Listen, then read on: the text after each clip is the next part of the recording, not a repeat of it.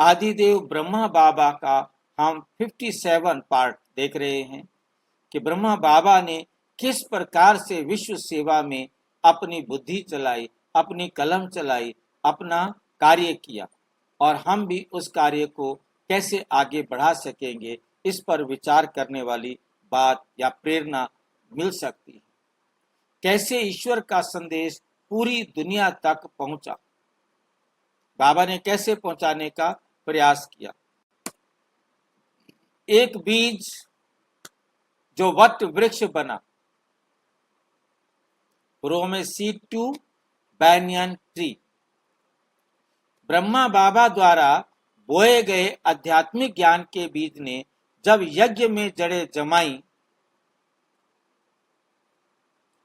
तब वे केवल एक बीज नहीं रहा, वो एक पवित्र पौधा बन गया, जिस पर समय के साथ सुंदर पुष्प खिले, फिर मीठे फल प्रकट हुए।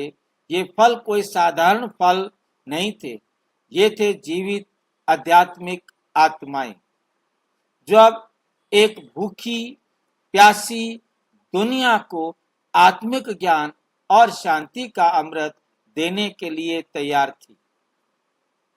पहचान बन गई जीवन की मिसाल से, मतलब ब्रह्मा बाबा के जीवन की मिसाल से एक वंडरफुल पहचान जो है बन गई।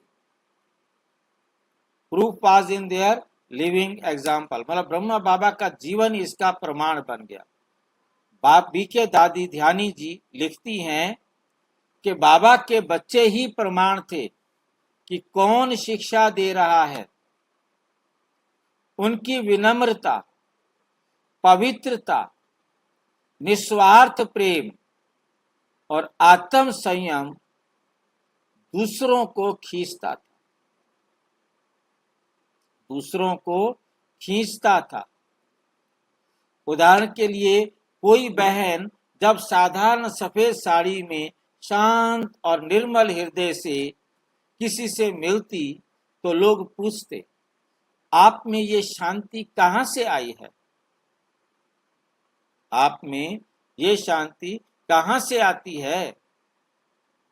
उत्तर होता, बाबा से, परम आत्मा से। जैसे वर्षा से धरती हरी होती है,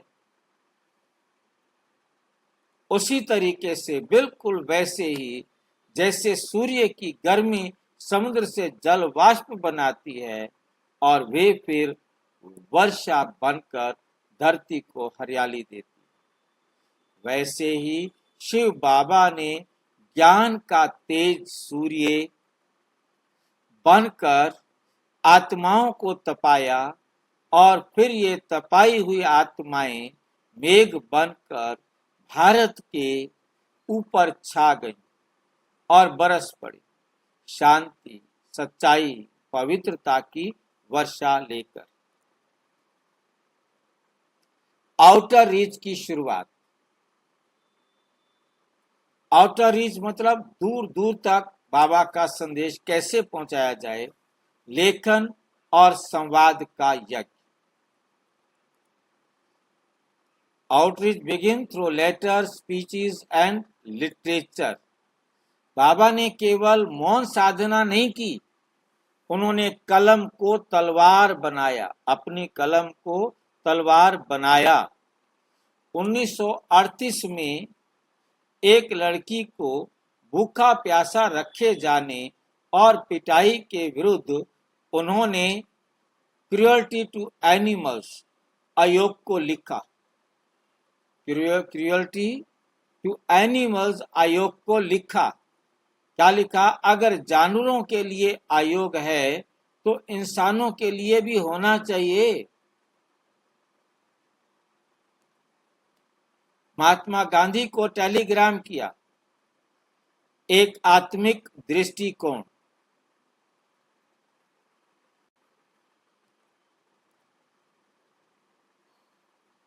A telegram to Mahatma Gandhi offering spiritual power। बाबा ने गांधी जी को 1939 में संदेश भेजा आप अहिंसा और उपवास से आजादी चाहते हैं, लेकिन सच्ची आजादी केवल आत्मज्ञान और ईश्वर की शक्ति से ही संभव है। क्या ये एक आम मनुष्य कह सकता था? नहीं, ये केवल वे कह सकता था जिसने स्वयं को जाना और परमात्मा को पहचाना। विदेशी राजाओं और रानियों को भी संदेश। Message to kings, queens and presidents. British राजा जॉर्ज और रानी एलिजाबेथ को सुनहरे अक्षरों में पत्र लिखा गया। हे आत्मा, क्या आप जानते हैं कि आप 5000 साल पहले भी यही भूमिका निभा चुके हैं? ये अनंत ड्रामा है। अब सतयुग आने वाला है। परमात्मा भारत में अवतरित हो चुका है।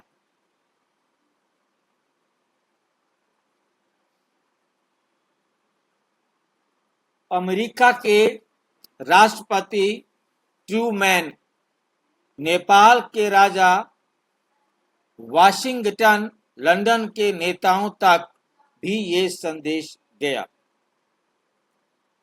सभी धर्मों को आमंत्रण, आओ और जानो। सभी धर्मों को, मतलब निमंत्रण भेजा उनको कि आओ और जानो।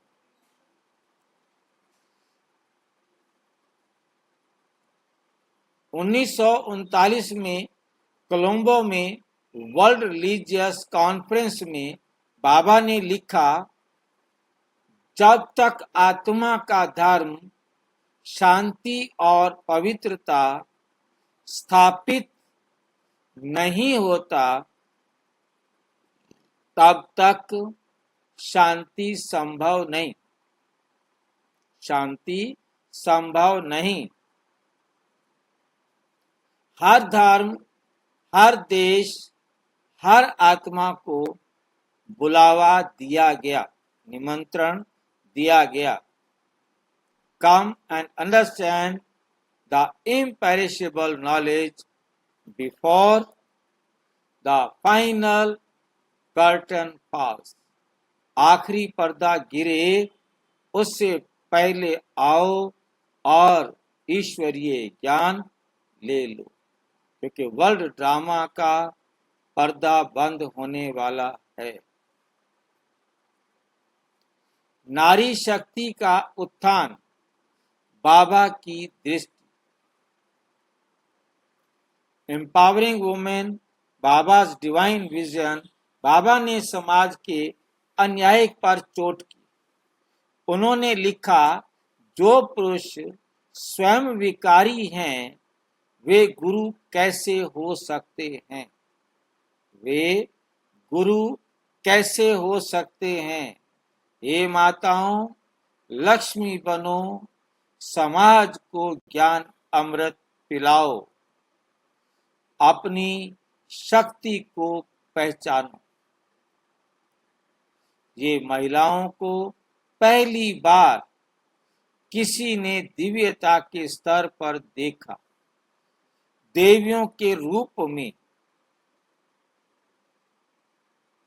ड्रामा की गहराई हर आत्मा तक पहुंचे, संदेश हर आत्मा तक संदेश पहुंचाया। The depth of drama, every soul must receive the word. ये शब्द हर एक तक पहुंचे।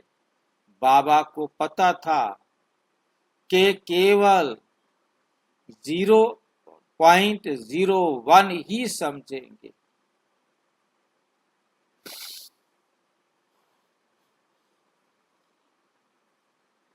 पर उन्होंने कहा, हर आत्मा का अधिकार है कि उसे संदेश मिले। अगर वो माने ना माने, वो अलग बात। पर उसे ज्ञान वाणी तो सुनानी चाहिए ना। ज्ञान की बातें तो, ज्ञान के शब्द तो सुनाने चाहिए।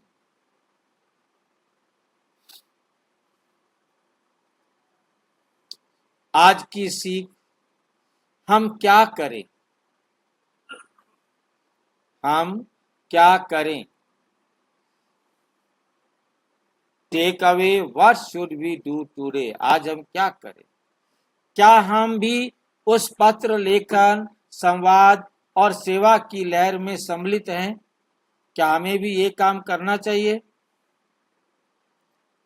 क्या हमने अपनी आवाज को अपने जीवन का एक मिसाल बना दिया?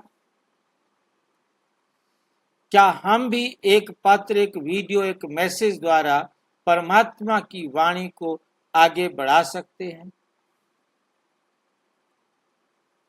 समापन, हम सब हैं बाबा के आउटरीच के वाहक।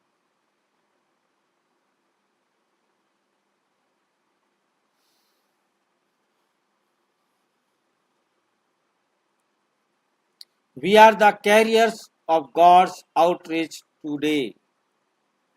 जिस प्रकार 1936 से लेकर 1947 तक बाबा ने अथक प्रयास किया, उसी प्रकार आज ये दायित्व हम सभी का है।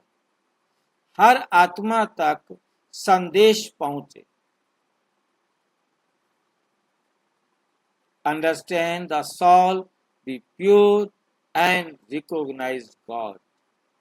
गॉड को प्यार करना शुरू करें।